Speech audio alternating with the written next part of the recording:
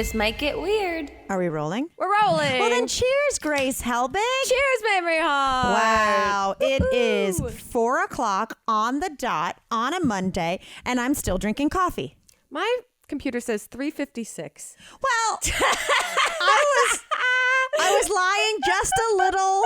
Well, you said on the dot. I said on the dot. I took it too far. That's the part that I went, hold on. It's my computer living in a 4-minute behind dimension right now. It's because I love the lyric, the Usher lyric that says 7 o'clock on the dot. I'm in my drop top. And so I just started to say it's 4, and then I fully lied. It's okay.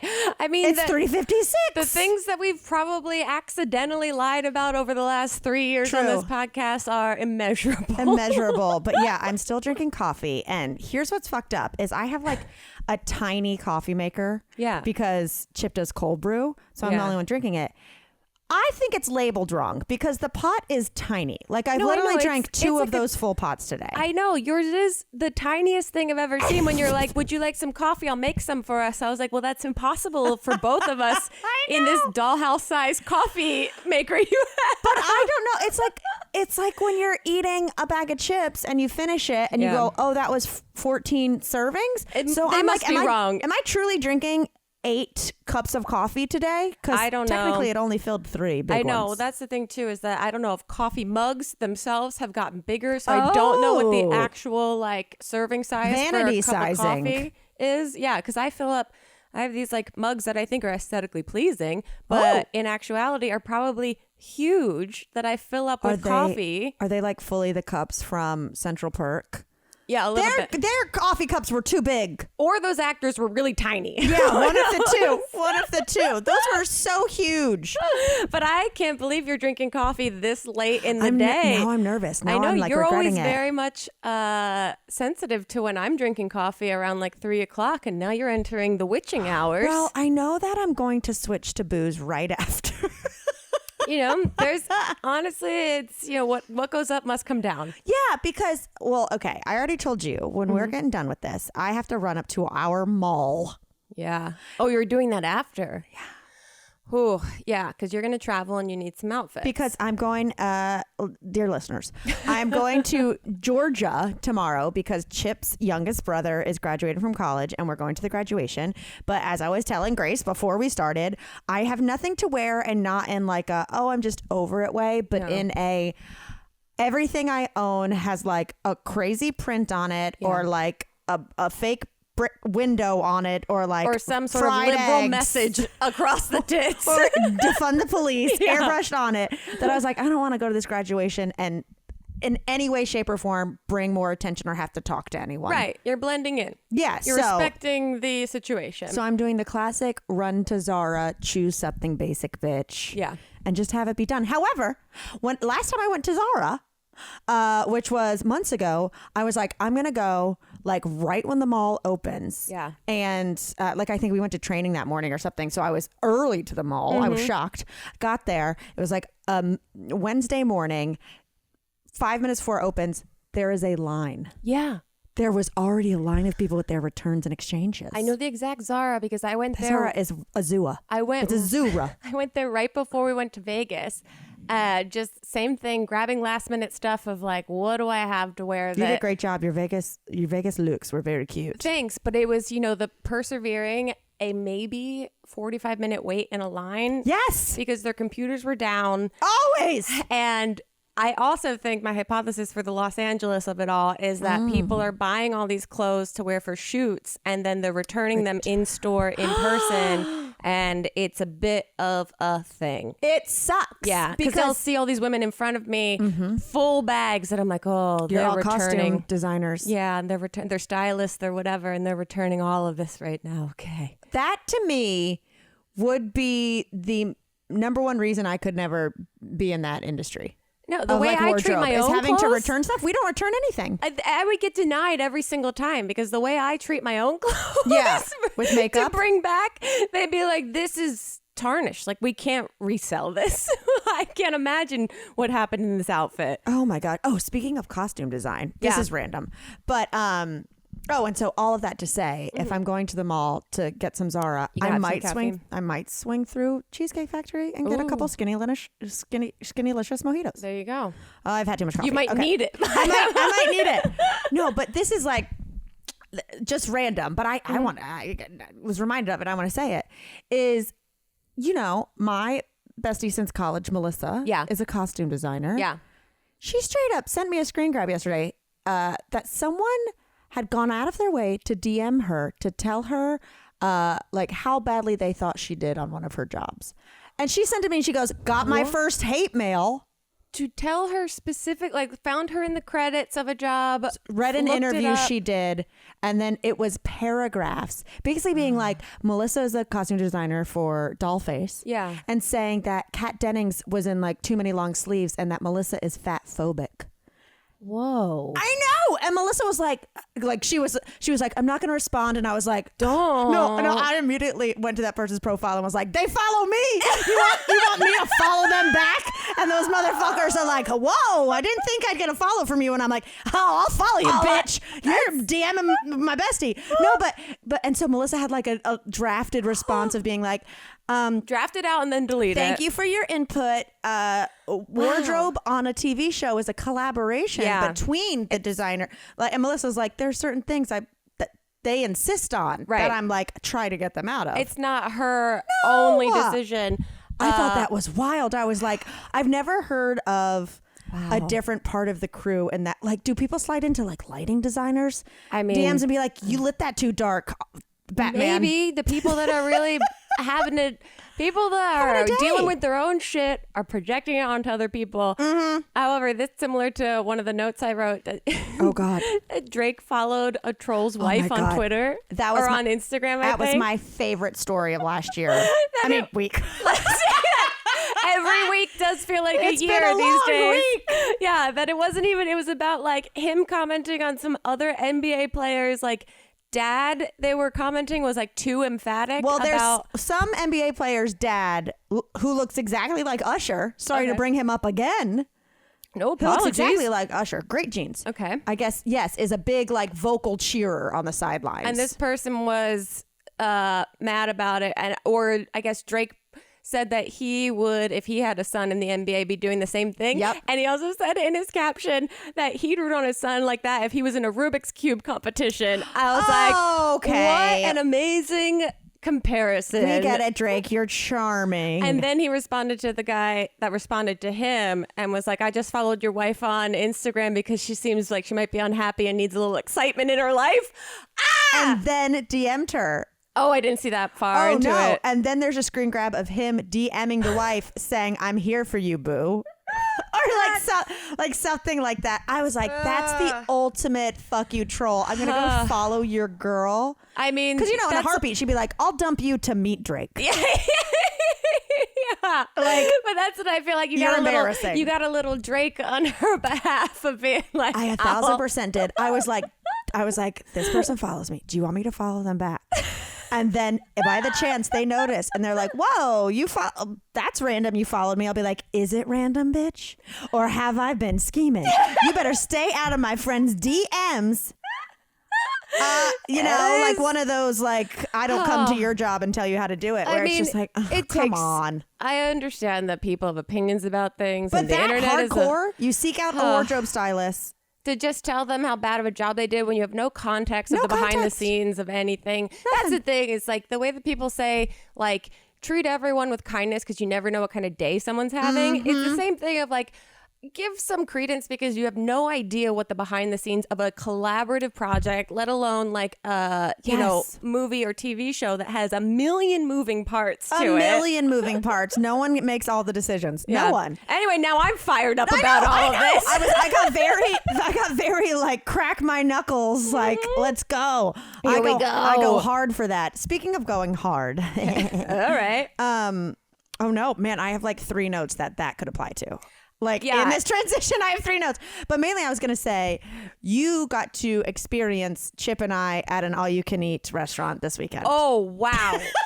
Wowie. Wow. So because you guys are going out of town and Chip's not always in town, we went on a double date on Saturday night, right? Saturday night.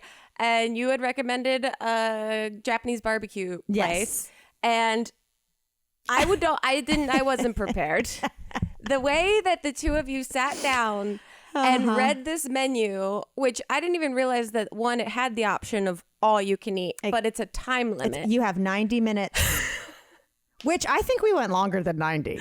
We went like 2 hours. Well, you guys both, the menus come and it's like, Cheesecake Factory light. Like there's probably like 10 pages, not like there's 2 chapters instead of 7. Yeah. Not the volumes that the Cheesecake Factory has. And you guys both, I looked at you, turned to the same like 3 pages that were all about these all-inclusive meals under these specific time limits. Well, it was like, here is basically tiers of like, this all you can eat. These are the items.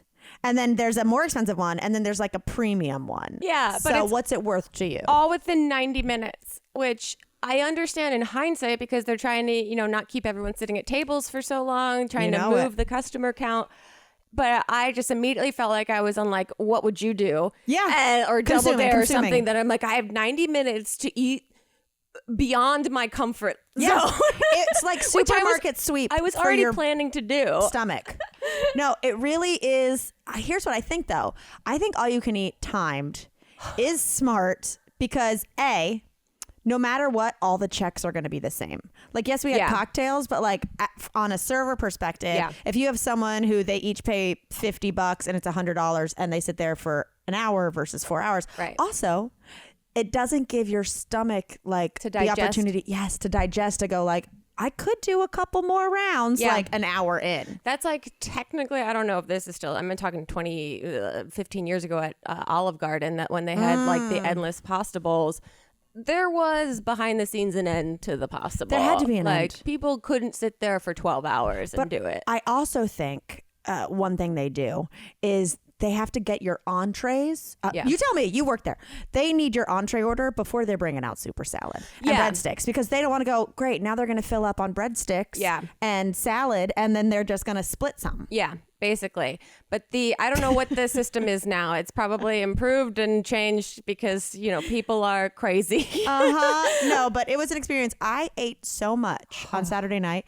Grace, literally yesterday, I was full all day. Like the day after, I was so full that I ate like a light vegetable lunch and no dinner and still went to bed full. I was 48 hours full. I was exhausted the next morning, but also felt like I could run a marathon because the amount of protein and carbs that I had the night before was like, oh, my body is ready. And also, Elliot and I went to bed and we were like, if any of us hear each other fart, burp, whatever in the night, we just have to accept it. It was this like mutual agreement that both of our bodies were actual blimps and there'd be some releasing of some gas pressure from some end throughout the night unconsciously. The last 36 hours, we've just been like an airbag. It's crazy. 100%. But worth it. It was great. It was also just great to see you guys in an element that I was like, and there they go. We're off to the races. We said, we'll take these apps to start. And then it was like you guys are speaking in code that Elliot and I didn't understand, but the confidence and the minimum amount of communication that the two of you needed to get your point across to each other and to the server was like watching ice dancing. Yes, it was choreography, baby. We know how to go out and stuff our faces. Oh, it's amazing. It's time to talk about HelloFresh. With HelloFresh, you get farm fresh, pre-portioned ingredients and seasonal recipes delivered right to your doorstep. Skip trips to the grocery store and count on HelloFresh to make home cooking easy, fun, and affordable. That's why it's America's #1 meal kit. HelloFresh is 72% cheaper than dining at a restaurant and is even cheaper than grocery shopping. That's money back in your pocket.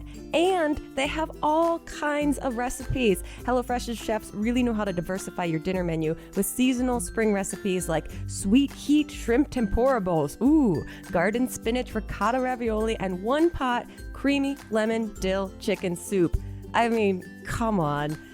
You guys know I love HelloFresh. Recently, I made their meatloaf a la mom, which is probably the 4th, 5th, 6th time I've actually made it, and I can't say enough good things about it. If you are interested at all in HelloFresh, go to HelloFresh.com/TMGW16 and use code TMGW16 for up to 16 free meals and 3 free gifts.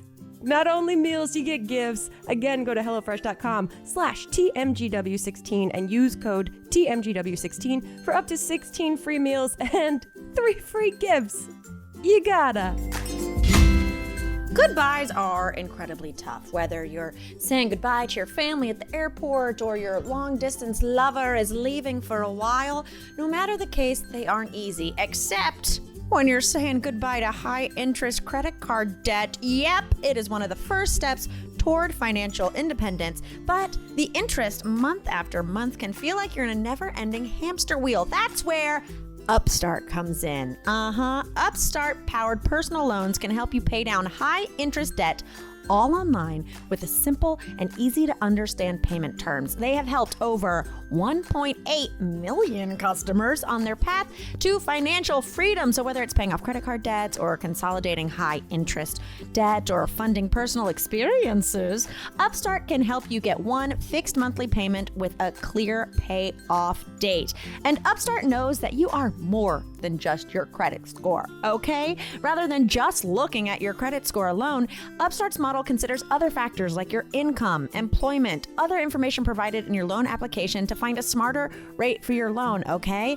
Just because you might have a bad credit score does not mean that you aren't a responsible human who deserves some help with your personal loans. They can check your rate in minutes for loans between $1,000 to $50,000 without impacting your credit score. And you can receive your funds as fast as one business day after being accepted. So don't wait. Check your rate today at upstart.com/TMGW. That's upstart.com/TMGW to check your rate today. Don't forget to use our URL to let them know that we sent you. Loan amounts will be determined based on your credit, income, and certain other information provided in your loan application. Go to upstart.com/TMGW and get that debt off your back. Oh, speaking of food, though, you know the story I'm going to bring up. Maybe I do. Dolly Parton. No. I hate this story, and I've never said anything about Dolly with that word in it. Why? What happened? No, I don't know Dolly this. Parton tweeted today, maybe it was Instagram, not sure, Okay. that basically her and Doja Cat are doing Taco Bell Mexican Pizza the musical. You Now- hate this. I hate this. Okay. Why?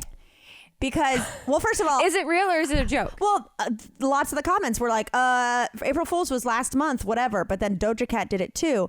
And so I don't know if it's like they're doing something for TikTok. I don't know if like they're just going to come out with a series of commercials for Taco Bell where they're both collaborating, which if that's the case, fine. I thought Doja Cat just quit the music industry because of trolls and haters. I think she did that for like 20 minutes. She also headlined Coachella.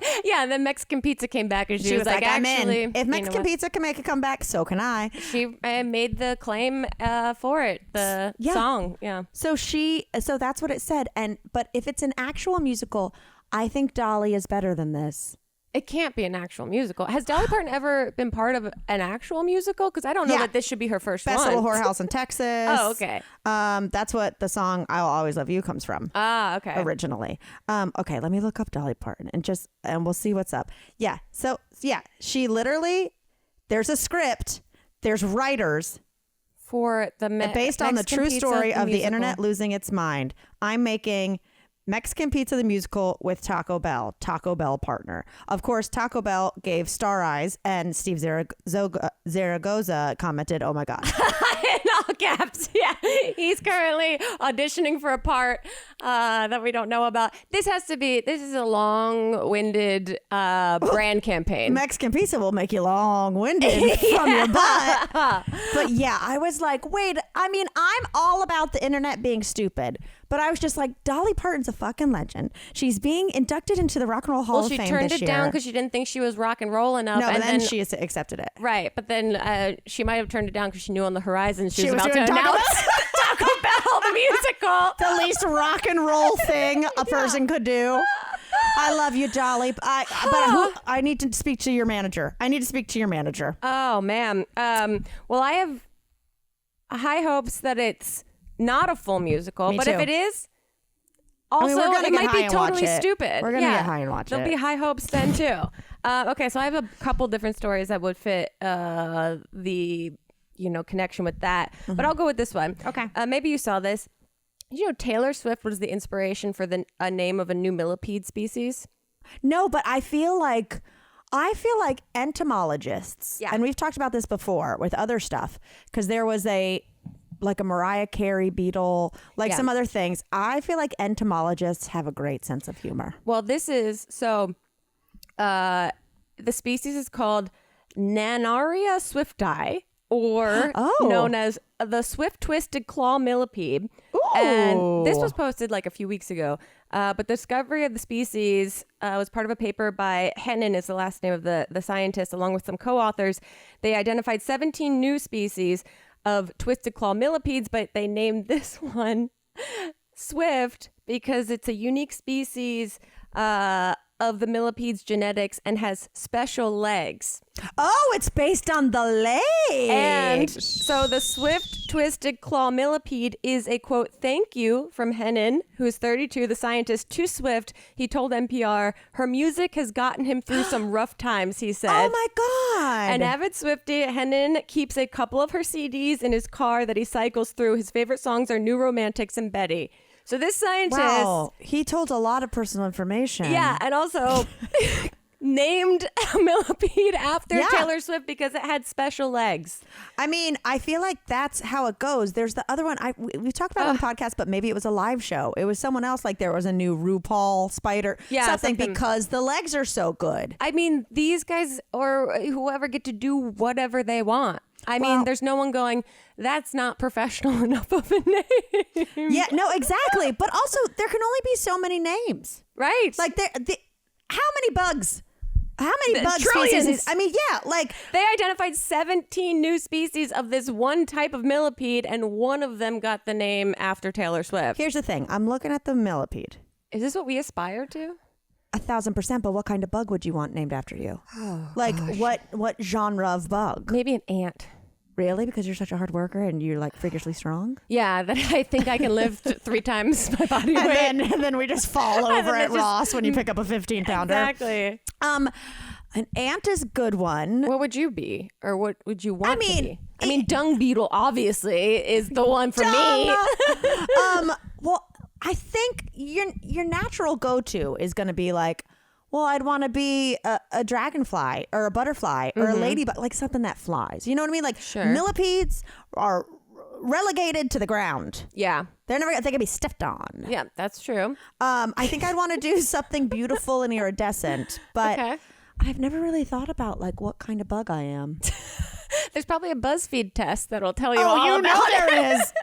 You absolutely know there is, but I'm looking at this millipede's legs. Yeah. They're not that impressive. I mean, I don't know what's small. so special. I guess we'd need a microscope to really look at it, but pretty, I don't know if Taylor's reacted to it. I don't know if, she's said thank you or if she's appalled by it. But still, I'm very happy for him. I feel like entomologists probably have a good amount of alone time looking at bugs. And also, if you're going to like go on record in the science community by naming it after a musician that's gotten you through some emotional times, you gotta be ready to like talk about that. Yeah. I love this quote from the guy. He said, it's funny because when I started, it's like, wow, a new species. And then after a couple years, it's like, we got another new species of millipede, throw it in a pile. Like they're so over it, they'll name it after anyone. Oh my goodness. Speaking of names. Yeah. I went and saw Doctor Strange, the new one, the multiverse. Yes. I forget what it's called. But I went and saw it on Friday. I think we told you about it. We went and it was supposed to be like, oh, this place, the sound is going to be so great. And we're in recliners. And it was so loud that I was the old lady who left during the trailers and asked the front desk boy if they could turn it down. He was like, the trailers are louder. But even still, Chip and I were like Chip listens to everything loud. Yeah. You just went to the house to pee. He was probably had the TV at like, I had to you say, got blown back out the door. Chip, it's Grace. Chip, Grace is in the house now. I need to pee. And he was like, what? God bless him. He's the loudest person I know. Yeah. But so, and even he was like, I couldn't sit through this if it's this loud. So it went down, it was fine. Not my favorite Marvel movie. It was a little horror more than it was whatever. Okay. But what I didn't realize till the credits. Do you watch Marvel stuff? I mean, some of it, Doctor Who's a whole thing that I don't know anything about. No, Doctor Strange. Doctor Strange, see? Prove my point. Don't know. I don't know anything about doctors. Well, so anyway, he friggin', let me just make sure I'm getting the name right. I did see, all I saw were headlines that it was like, it still made a ton of money, even though ticket sales were crazy low or something. Yeah, I mean, because it's Marvel. They expected like to do the whole like American deficit in one opening weekend. Yeah. So anyway, in it, Doctor Strange, he's got like his go-to guy who is the Sorcerer Supreme. Okay. And they're the two that can like do their hands in a circle and then like go to a different multiverse, whatever. Yeah. So he's like the right-hand man. Okay. This character. Cuts to the fucking credits. Mm-hmm. Guess what his name is in real life? I don't know. Benedict Wong. Doctor Strange is Benedict Cumberbatch. The two leads in a movie are both really named Benedict? Mean... What? That blew my mind. Like, I'd watched a whole movie about the multiverse and, like, your brain and all this stuff, but on that credit, I was like, his name is Benedict? I've never heard of anyone named Benedict other than, I guess... old English rulers and then the eggs that I get at brunch. Well, that's what I was saying is that my next follow-up was going to be that I think they should open a brunch restaurant called Double Benedicts. Double Benedicts. Double Bennies. Yeah. I mean, that would be fantastic. And also the casting department had to know. Isn't that crazy? Benedict Wong and Benedict Cumberbatch. Wow. Did that take away from the movie? No, luckily I saw it in the closing credits. Yeah. Or I wouldn't have been able to contain myself. I would have had to like go to the lobby and tweet. They're fucking with us. They must be fucking with us. I thought that was so crazy. I mean, who knows? It's a sign from the multiverse. I literally have a note on my thing that says, 2 Benedicts. What are the damn odds? Exclamation point. That was crazy to me. Crazy. Okay. You want to hear something else crazy? If I think I know what you're talking about. The man that grew a penis on his arm? Yeah. Yes. Let's get into it. His name is Mr. Malcolm McDonald. Yeah. And so I guess what happened is that he had an infection of his penis and it was removed. And no, it wasn't removed. It fell off. Yeah. His penis fell off. So he went to the doctor and they put it on his forearm as a temporary measure to like keep it alive in some capacity until his surgery was able to happen. But his surgery got delayed 6 years. So for 6 years, he lived with an actual penis on his arm, just flopping around, just fully flopping around. Yeah, I heard in some article, obviously you're wearing long sleeves. Yeah, if you've got a he limp, goes out to the pub and he shows it off. What? But that's after some drinks. Here's the photo I saw. It's blurred out. Yeah, I love the blurred out photos. But there was also a part of it where he said that he can cover it up if he needs to, and his friends know that he has it, and like whatever. But then like he was at the grocery store one day, and he had on longer sleeves, and a woman was like, "Can you get that from the top shelf?" And he reached up, and the penis hit her in the face. Can you imagine being like, could you reach that for me? And there's a limp dick hitting you in the face. I'd be like, oh, this is the, product of fucking prank videos on YouTube. And I'd be looking around for someone with a camera. Oh, there's nothing worse than for someone to see your actual body. And then people go, where's the cameras? I'm clearly on a prank show. You're disgusting. No, the story I read was that Kate Beckinsale posted about this. And now he wants a date. Well, apparently he's now had his surgery. So it's no longer on his arm. It's reconnected. It's reconnected down there. And now he's looking to date Kate Beckinsale since she posted about the story to begin with. So, love finds a way, I guess. Could you deal? No, the answer's no. No. Not like in general, like just meeting someone. If you got home today and Elliot and you were cooking dinner and his penis fell off because of an unbeknownst infection, and you went to the emergency room, you talked to the high specialist, and he was like, look, we're going to have to attach it to your arm to keep it alive. You probably aren't going to get to have, like if he had to have a penis on his arm for, let's say 3 years. 3 years, which is half the time that guy did. Here's what I wonder. Why the forearm, Like, Right. were there any other? Give him a tail. Like, what about upper thigh area? Like, within the kind of Within the jurisdiction of where it's going to ultimately get reattached to, Yes, fingers why the crossed. arm? I don't know why the arm, unless it was like a hasty, like, we'll put it here, you'll get in next week and we'll fix it. And then 6 years But goes still, by. it's true. It's like if it was on, let's say the arm, because it was like a big artery. Right. You got big arteries in your legs. Right. Yeah, exactly. Or what other body part? What other area of the body can support this sustainably for a period of time? Because I can't The imagine arm that is the just forearm is it's so predominant. Like put it on your chest, put it on your thigh, put it like in above a crevice, your butt, and then tuck your it in the cheeks. armpit, maybe. Yeah. That'd be fucking weird. Now I want to know. Now, God. Now I want to know. Could you deal if Chip was like, I have to get my penis on my arm for Yeah. 3 years? yeah. It would be really, really, really, would be- really, really tough. I would hope that from his love for me, he would say, I set you free. No, but what I wonder is, could like he get an erection? That's what I mean. I don't Like, know. could you Blood suck flow? his dick? Could he? Well, obviously he could suck his own. It's on his arm. That's what I mean. He could suck his own dick like nobody's problem. Like he's wiping his There's brow. so many questions. So many questions. Wow. I can't. I mean, I mean, look, is this a common thing? apparently not. This is the first penis fall off reattached on the arm that ride? I've seen. I mean, I recently watched like a Lorena Bobbitt documentary Oh, yeah, that's from just years crazy. ago, which is also crazy.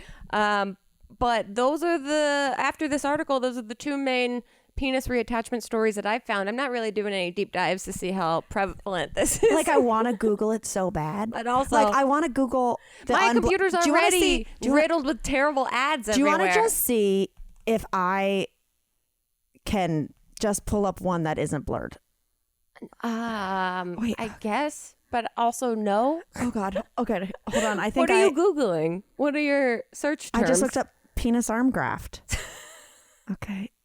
Hold on. Let's see. Hold on. Uncensored. Uncensored. You're Uncut. going to get some crazy sponsored ads after this. I might throw up a little bit. You can't open this computer in front of anyone of Chip's family when you travel. I mean, yeah. Ah! Yeah. Whoa. Okay. I mean, yeah. It Look, I don't want to spend a lot of time. The visual's already implanted. It's over. It's game over. It's there. Oh my God. Oh God. A lot of things are happening. You can grow a penis a lot of places. Science is crazy. It's completely crazy. I don't like it. I don't like it at all. Okay. Yeah. I'm gonna move Let's get on. out of here. Let's get out of here. Let's get out of here. I'm going to move on to something else. Okay, you guys know I love edibles, but sometimes edibles might get you a little too high. And then you just sit there and you're a little uncomfortable because you're stoned out of your mind. And that's why, if you need the perfect medium high, you can try Diet Smoke for the delicious Delta 8 THC gummies. What exactly is Delta 8? Delta 8 is simply a slightly less potent THC. The THC that you're probably most familiar with is Delta 9, and while both are natural to the cannabis plant, Diet Smoke extracts their Delta 8 from hemp. So many call this a loophole, but technically it's the secret recipe to getting a smooth, stable, and most importantly, legal high. You're probably asking yourself, does Diet Smoke really get you high? Yeah, it does. And the high you get with Diet Smoke is best described as somewhere between the chillness of CBD and that classic stoned feeling you get with regular weed. Diet Smoke isn't light, it's just right. Plus, it comes in 2 delicious flavors, blue raspberry and watermelon. Try them both, they're great. Each gummy is infused with 10 milligrams of Delta 8 THC, derived from American-grown hemp. Also, Diet Smoke's Delta 8 gummies are low in sugar, fat-free, and delicious, and they're legal. So when CBD isn't enough and traditional THC might be too much, enjoy the smooth buzz of Diet Smoke and use promo code WEIRD for 20% off your order. Go to dietsmoke.com and use promo code WEIRD for 20% off your order. That's dietsmoke.com, promo code WEIRD, 20% off your order. Diet Smoke's Delta 8 THC gummies are not for use or sale to people under the age of 21. Please use responsibly. Do you guys ever feel like you're always on? You know, with work, friends, family, a million pressing social issues, and an expectation to be on 24/7. Sometimes you just need a moment to turn off and hit reset. That's when you reach for a Coors Light. It's made to chill. Oh my goodness, I love me a Coors Light. Y'all know I appreciate a cocktail or a nice glass of wine, but sometimes I just need a dang beer. And when I want a beer, never fear, I always go to Coors Light. It is the perfect beer for when you're, having some drinks by the pool with friends or alone, when you're hanging out at a concert with friends or alone. I love my Coors Light, drinking responsibly with the coldest beer there is. It is literally made to chill, okay? The mountains on the bottles and the cans turn blue when your beer is cold. It is like a dang magic trick, okay? If you want to go look at, if you look in the cooler and you say, is that beer cold? Are the mountains blue? Oh, you're ready to drink, baby. You always know when it's time to chill with Coors Light. So hit reset, open up a cold mountain refreshment. It's made to chill, baby. It's cold lagered, cold filtered, cold package. I've never said cold this many times in my life, but it's crisp and refreshing as the Colorado Rockies. A delicious classic from the Coors Brewing Company in Golden, Colorado. I'm obsessed with Coors Light, and it's going to be my drink of the summer. So when you need to take a second for yourself, reach for the beer that's made to chill. I know I do. And you don't have to reach too far, because you can get Coors Light delivered straight to your door with Drizzly or Instacart by going to CoorsLight.com/TMGW. Y'all, you don't even have to leave the house. Stay in that kiddie pool you've got in the backyard and go to Drizzly or Instacart or CoorsLight.com/TMGW to get those Blue Mountains straight to your door. I learned today, and I only scratched the surface on this. I'm glad you said it like that and didn't say, I was today years old. I was today years old when I learned. I hate that phrase. That the world has a 1.4 billion pound cheese surplus that's stored in the Cheese Cave of Missouri. You know about this? What? Yeah, this is real. This was on a BuzzFeed article that I saw earlier about facts that I couldn't believe are real. Cheese reserve? And deep in the caves We got to write this movie. Missouri. We got to write this heist movie. Yeah. So this person, because this was based on from a Reddit thread of what are some weird facts that are true that you can't believe. And this person wrote this fact and said that they live in Springfield, Missouri, where the cheese is stored. Full-time guards, and no one is allowed in the underground unless you work there or have someone who will sign for you. Basically, it's like a military installation. It's not a cave either. It's a limestone mine that's still being mined, and it's bigger than you could ever imagine. There's some YouTube videos that show the inside. Springfield Underground is what it's called. And I started Googling it just to double check. Yeah, deep in the caves of Missouri, the U.S. government, even though there's back and forth of this being privately owned versus it's a government thing, stored 1.4 billion pounds of cheese for decades. What? And it's not just cheddar cheese. It's Swiss American and many other What types is the of cheese. refrigeration cost of that? What are my taxes going towards? I don't know, but what do they go? Why are people even making cheese if we have 1.4 billion pounds? Yeah, why are we underground? eating the previous cheese? However, I don't want cheese that's 30 years old. I mean, doesn't cheese age cheddar? Yeah, but I don't not know. 30 years old. It's not like a bottle of Bordeaux. I know. It's got a shelf life. But that's so wild to me. That's crazy. I didn't continue reading. There's a whole history of how it started decades ago. And it was I think initially government funded to help farmers in some capacity. Take a break. I think but then it didn't come to fruition So then exactly. So now it's just 1.4 billion pounds. So of is cheese this a thing where it's is stored? yeah, where you're we're never going to use this, but if we just let it go, then it was all for nothing. What I don't even know how you even if you wanted to get rid of all of that cheese. Yeah. How do you get rid of the cheese? We have other than eating it. We have a hunger problem. Right. That's I'm how is there 1.4 billion pounds? That's why I'm not totally clear on whether it's privately owned or it's government owned right now. Also, I bet 1.4 is a lot, but I bet if people love buying dumb shit on the internet. If they were do you want to buy a block of cheddar from the underground cheese, the Missouri Underground Reserve? I'd buy some. The cheese caves, yeah. Build some homes out of it. Something. I didn't know that. Yeah, and I don't understand exactly what the idea is to do with it in the future. Well, there was a big cheese heist in Italy recently. Cheese heist? Yeah, of they have those basically wheels of Parmesan that are like super expensive and nice. Yeah. That like someone like stole a bunch of like $1 million worth of cheese or something. You know what I've always wanted to do? A heist. You know what? You know those pictures of like occasional restaurants that will have the tableside service where it's one of those big wheels of cheese, like and then they toss the pasta in the cheese wheel. And then what do they do with that wheel of cheese afterwards? Because clearly that whole table is not eating that entire wheel of cheese. They just use it to toss, and then they serve. And then do they use it to toss in the future? Other pastas, yeah. Oh, okay. So it's used not as like a one and vestal. done. Oh, okay. No, okay. a one and done. Could you imagine? I would say that's so wasteful. No wonder there's 1.4 billion pounds of cheese underground. Wow. Oh my goodness. Okay, speaking of food though, because that's all I do. Yeah. Are you watching the new Top Chef? Mm-hmm. Okay. I am, and I am caught up. Yes. Okay, I caught up last night. Yeah. I loved the NASA challenge. That was so imaginative. It was so amazing. Creative. Also, props to those chefs because they are really putting them through the ringer of having to figure out ways of cooking that they've never had to figure out before. So absolutely. I always give credit that it's like it doesn't demerit their actual ability to cook because they're put in circumstances that they have no preparation for. Let me explain to those listening who don't watch it.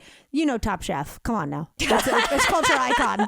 And Padma Lakshmi is like my girl crush. Yeah. But the challenge this past week was they went to the NASA headquarters thing in Houston and learned about the food that goes up on a journey and like what like the caveats of it, like there can't be crumbs because that crumb will float super far away. We need lots of spice because it won't have much salt because salt reduces bone density. And also like it can't just be like random liquid. It has to be thicker or it'll float away. Yeah. And then they were so imaginative and great. And I was just, but the same, I watched it and I was like, they used to just have to cook. Right. And now I'm like, cook for Mars? I know. And it's so overwhelming that I think I would be paralyzed in how like incredible and profound the challenge is that like the dish that you cook could be used like an inspired dish for them to actually take it. Like they did a live chat with the astronauts in space station that blew my mind. I'm terrified of space. Yeah, well, there's a lot to fix here before we get up there. I know, but just in general, because I was Have you ever wanted to be an astronaut? No, I wanted to go to space camp. Elliot went to space camp. God, why did he get to do all of the dreams? I know. In a Nickelodeon commercial. Because he's from Florida. I guess that's the only benefit of growing up in Florida. Yeah, that you get to, your life is absolutely ridiculous from the start. Is space camp still a thing? Because it was like it was the reward on every Nickelodeon game show growing up. It was like LA lights, those sneakers that light up, and you get to go to space camp. And I was like, well, clearly those are the defining things in our childhood life that means you made it. Yeah, and then those poor bastards on Where in the World's Carmen Sandiego on PBS got a trip in the continental U.S. Yeah. It says the American Camp Association. Okay. They must still be doing it. I don't know if they are. I just typed in, is camp still a thing? And they were like, yes, bitch. No, Space Camp California is not, but they might have others. But I was truly like, how do I get there? Yeah. How do I get me to space camp? Yeah. Although I had no interest in actually going to space because the idea of going to space, immediate panic attack. No, I'm too claustrophobic for any of that. However, I did enjoy going to like the Science Museum in Philadelphia and buying astronaut ice cream every time. I have a note that says astronaut ice cream. Every single time. It just melts in your mouth. And you're like, I don't care if this doesn't taste like ice cream. Whatever it is great. And I think they should sell it with the regular candy at candy stores. Thank you. I want just like Neapolitan freeze-dried. Chalk. Yeah, exactly. It's so freaking good. I loved astronaut ice cream. And it'd leave like a film on your mouth. Be like, you'd try to get through it. I would always get it at the gift shop of the Museum of Natural History. Yeah. And even though, listen, we know that if we know one thing about me, it's that I was into crystals and gems as a youngster. I had quite the rock collection, but even still, you take me to that gift shop, I don't need another amethyst. I need some astronaut motherfucking ice cream. All I wanted all the time, especially because I knew it was like I could only get it at the museum. Yeah. That it was like a delicacy. Did they make other flavors, or was it always the chocolate vanilla strawberry? I only had the Neapolitan flavors, but they have to make more now. I'm sure there's plenty, and I'm sure you can get it off of Amazon. I'm sure it's all available now. I'm gonna get us some. And that's gonna be do we start making freeze-dried ice cream a thing Do we start branching off into other revenue streams? Could you freeze dry alcohol? That's a you question. I'm not the one to answer that one. Wait, so did Elliot ever tell you about his experience at space camp? I'm sure there's his own podcast we could find out, but like they don't do like zero gravity or anything. They just like did do like zero gravity. I think, but I think it was more like I know he'll tell you all about. He's told me multiple times, but I think I was always unconsciously like stopped listening because I'm like, you privileged motherfucker. My own anger around it is just like, well, watch me pretend I'm listening to you about this story. I think they did zero gravity stuff, but I think it was more in hindsight like a gravitron kind of thing versus like it being actually what astronauts did. But I can't remember exactly. I told you I did like a gravitron. Yeah, I did tell you type of thing when I was back at the fair in North Carolina. Yeah, the outdoor which one. Seems insane now. I mean, we almost got off of it. Like right when it started, I looked at Chip and I was just like, I don't know if I can do this. I've seen too many videos now of like carnival, like, you know, travel carnivals that go town to town, break like rides like almost falling over that like everyone at the actual carnival has to like go and hold up while people are on them. Yeah, I saw this crazy video. People coming together. One of those swinging back and forth like pendulum things. I did that one. Yeah, where the thing is tipping over on the front and everyone starts running up to it to like hold it still while they try and slow the actual ride down. Then I was like, you know what? I'm good. That's enough. I know, you know, as an adult, I've grown more aware that this shit might not be that sound. And I'm okay not experiencing that. Okay, here's a question. Yeah. Would you be more scared? Mm-hmm. Let's say it was for 3 days and you knew you would survive. Like I knew I would survive. You knew that you'd be safe. You had like a guarantee of like, you will land back on Earth and you're good to go. Okay. Would you rather go to space for 3 days or go to like deep sea for 3 days? No, space. It'd have to be space. Deep sea they're both really dark. They're both really dark. I know. I don't want either, and I would rather like gift it to someone. I just saw you get nervous. I know. I could feel like my panic set in. That's like I've told before that I did like when I was younger, my like first panic attack ever happened because we did the blind simulation experience at the Museum of Natural Sciences outside of New York City. Wait, to show you what it's like to be a blind person? Yeah, you basically crawl through this like it's like. Inside was like a McDonald's like play place thing, but from the outside it's all, you know, kind of like cool looking and aesthetically whatever, but it is pitch black. And the walls are like textured, so you have to feel your way through it. And I went with my cousins and I remember just like shoving my cousin from behind and I was the oldest cousin like there to like chaperone the younger ones. You're just and pushing Billy the 7-year-old. Oh, I was panicked immediately. And you can't, once you get in, there's kids coming in behind you and there's only one way out, which is straight, so you have to keep going. And I was just like trying to hold it in that I wasn't so panicked because I was like embarrassed that I was freaking out this much. And so that's when I realized like what claustrophobia was, what panic attacks were. And so I'm submarines and all that stuff. That would be a bad thing. Well, I guess space would be easier because I think the floating around, like actually like kind of floating around might make it less, I don't know, claustrophobic? I don't know. Yeah, but I don't know. What dark, would you do? Or dark. What would you do? A great show that you could win a space camp entry to. I would probably be space as well, only because it feels like I get nervous if it's like kind of dark in an aquarium. Yeah. Like there's something about the deep sea. And I thought about this only because I had written down there's a new discovery of a jellyfish, the bloody bellycomb jellyfish that poops glitter. Wonderful. So it'd be fun to see that stuff. He looked like a Vegas sign, you know, just pink and radiating and pooping glitter. Yeah, it's I'll great. see it like on a website. but the space thing, I guess here's why I would choose space. Okay. Is because I don't think when you're in space, you're worried you're going to like look out a window and all of a sudden like a big life form is going to attack you. In the sea, I feel like at any point I would think we're just going to be swallowed by a giant thing we haven't discovered yet. 100%. And I feel like you're going to get really sweaty in the sea situation. And I feel like your body temperature is regulated more in space. That's just all You're complete just worried guessing. about sweating? Because that's how when I get claustrophobic, my whole body sweats and I need like moving air to help me feel like space. But you can. But if you have a panic attack, in either of those, you can't stick your head out the window. I would never make it through the rounds that they need to get approved to go up into either of those situations. Absolutely not. When I was at that bonfire a couple weeks ago, time is an illusion. Yeah. I was talking to this guy and he was like a ex-Marine or something. And we were talking about being underground or whatever. And he was like, no, we would have these tanks that would like be able to go underwater. And he was like, oh, because he was talking about like now as an ex-Marine and all that stuff, like he's really into meditation. And so we were talking about flying, and he was like, when I'm walking onto a plane, he's like, I'm meditating. He's like, everyone's in fast forward, I'm in slow motion. Like it's like a movie. Yeah. And I was like, that's amazing. He goes, you had to learn how to do it because like I would be in these tanks and you go underwater, and like when you're new, the new guys would freak out because a little bit of water does come in. And I was like, I would never. He was like, yeah. And so they were freaking out, and you have to be able to like tell yourself, I'm going to be okay. It's not going to fill with water. I said, what? Well, that's a big metaphor for dealing with panic and anxiety in general. In general. Oh my God. Ooh. Wow. I mean, that got kind of serious at the end. Guys, we had some introspective moments there for all of you to enjoy. Hopefully you took them with a grain of salt. If you but not with a grain of salt if you're going to space, because that thing affects bone density. That'll ruin your bones. Oh my God. Wow. Okay. I need a skinny linish. Why can't I say it?